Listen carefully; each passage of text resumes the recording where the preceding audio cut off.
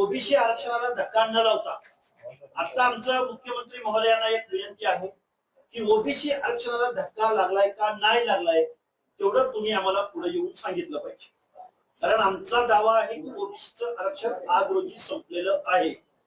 त्यामुळं आता आमचे मित्र आणि खूप महान पंडित तत्वज्ञ आणि महाराष्ट्रामधल्या प्रत्येक मंत्र्याची, मुख्यमंत्र्यांची, आमदारांची आयमाय काढणारे मनोज जरांगे यांनी जे काही या महाराष्ट्रामध्ये जो दहशतवाद निर्माण करण्यासाठी जी रॅली सुरू केलेली आहे, सभा घेत आहेत, हा एक प्रकारचा जात पडताळणी समितीवरती आणि जात प्रमाणपत्र देणाऱ्या समितीवरती दबाव आणण्याचा प्रयत्न आहे.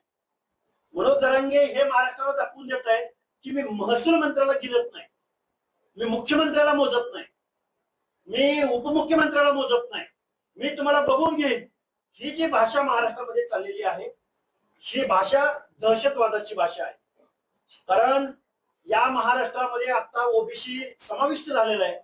मी महाराष्ट्राच्या मुख्यमंत्र्यांना हात जोडून विनंती करतोय, या सगळ्या बरोबरच आमच्या ओबीसीच्या नेत्यांना, ओबीसी सब कमिटीला, मंत्रिमंडळातल्या 8 ते 9 ओबीसीच्या मंत्र्यांना माझं सांगणं आहे, आम्ही म्हणतोय ओबीसीचं आरक्षण संपलंय आणि तुम्ही कोणीही काहीही बोलायला तयार नाही. ओबीसी जनता संभ्रमित आहे, घाबरलेली आहे. त्याचं कारण असं आहे की आताच्या ज्या काही निवडणुका झाल्या त्या निवडणुकामध्ये ओबीसीच्या जागेवरती शासनकर्ते जमात असलेले मराठे निवडून आले का नाही आणि मग मूळ ओबीसी कुठं गेला याचं उत्तर मुख्यमंत्री महोदयांनी दिलं पाहिजे. मनोज जरांगेंची मागणी तुम्ही पूर्ण करताय. ही मागणी पूर्ण झाल्यानंतर साताऱ्याचं जिल्हा परिषद अध्यक्षपद असो, शिंदे आहेत त्या आमदारांच्या पत्नी, कोल्हापूरचं महापौर पद असो, पुण्यातली नगरसेवकांची पद असो, उरळी कांचनच्या सर्वच्या सर्व जागा, ओबीसीच्या जागा या मराठा कुणबींनी घेतलेल्या आहेत. छत्रपती संभाजीनगरमध्ये तेच झालंय. बऱ्याच ठिकाणी महाराष्ट्रामध्ये ओबीसीच्या जागा गेलेल्या आहेत. आता ओबीसी बरोबर मराठा कुणबी असं दिसणार आहे. आता ओबीसीच्या पुढं माळी, साळी, कोळी, तेली, हटकर, धनगर, संगर, बंजारी, लोणारी, परीट, गुराव, घडशी, नाभिक, सुतार, लोहार, कुंभार, बेरड, बेडर, रामोशी, कुरमुळ्या, जोशी, भटके विमुक्तांमधल्या जाती यामधला कोणीही माणूस आता ओबीसीच्या रकान्यामध्ये दिसणार नाही. हा पुरोगामी महाराष्ट्र म्हटलं जातं. आमचा हा आक्रोश आहे. आता ओबीसीच्या लोकांना कळायला लागलेला आहे. ओबीसीची माणसं, मुख्यमंत्री महोदय तुम्ही म्हणता ओबीसी आमचा डीएनए आहे, तर मग ओबीसीचं आरक्षण संपलंय का राहिलंय? 4 प्रमाणपत्र रद्द झाली तर मनोज जरांगे थै थै थै थै थै नाचायला लागला.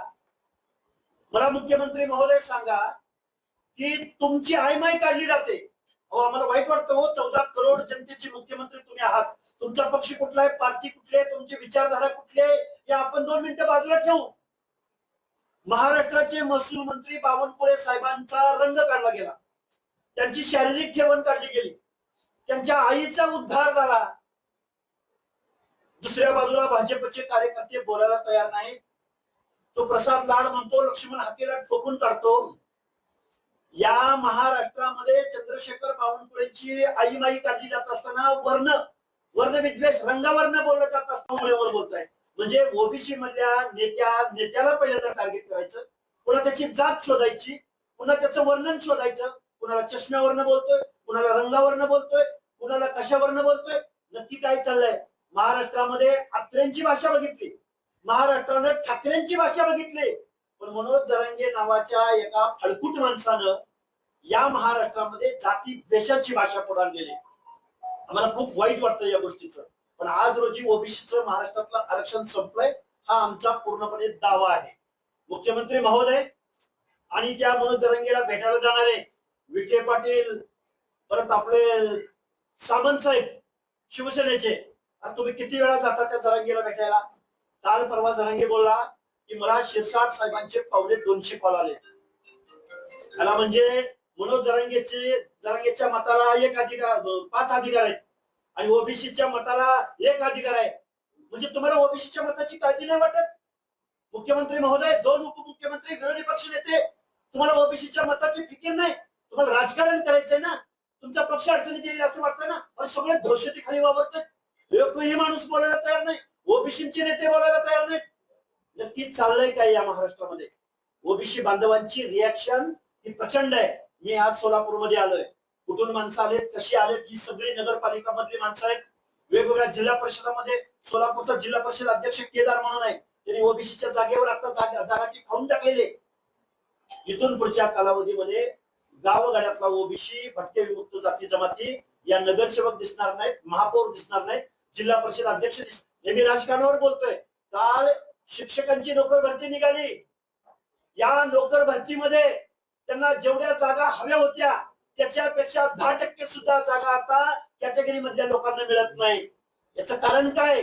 संविधान म्हणतं की शिक्षण आणि नोकरीचे एंट्री पॉइंटला आरक्षण द्या. तुम्ही कुठला रोस्टर सांगताय? तुम्ही कुठल्या जागा तुमच्या फुलफिल म्हणून सांगताय आणि मग आमच्या जागा फुलफिल आहे तर ईडब्ल्यूएसच्या आणि एससीबीसीच्या जागा कशा वाढतात? त्यांचे प्रतिनिधी नाहीत का तिथं?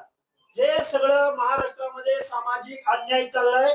ओबीसीचं आरक्षण संपलंय आणि बोलता बोलता माझ्या आंबेडकरी जनतेला आणि दलित चळवळीमधल्या सर्व पक्षांच्या गटप्रमुखांना माझं सांगणं आहे, आज रोजी ओबीसीचं आरक्षण संपलंय, तुम्ही पुढे आलं पाहिजे. आमची आर्त विनंती आहे. मागच्या चुका ज्या झाल्या त्या झाल्या, पण आज रोजी आज आम्ही जात्यामध्ये आहोत. उद्या एससी एसटी सुपा मधून जात्यामध्ये येणार आहे आणि आपलं आरक्षण संपणार आहे. जो प्रसाद लाड नावाचा हरामखोर रिश्वतखोर माणूस जो मांडवली करायला जरांगे पाटलाकडे जातो, त्या प्रसाद लाडच्या कंपनीनं काय ती crystal group of companies 1 lakh Lad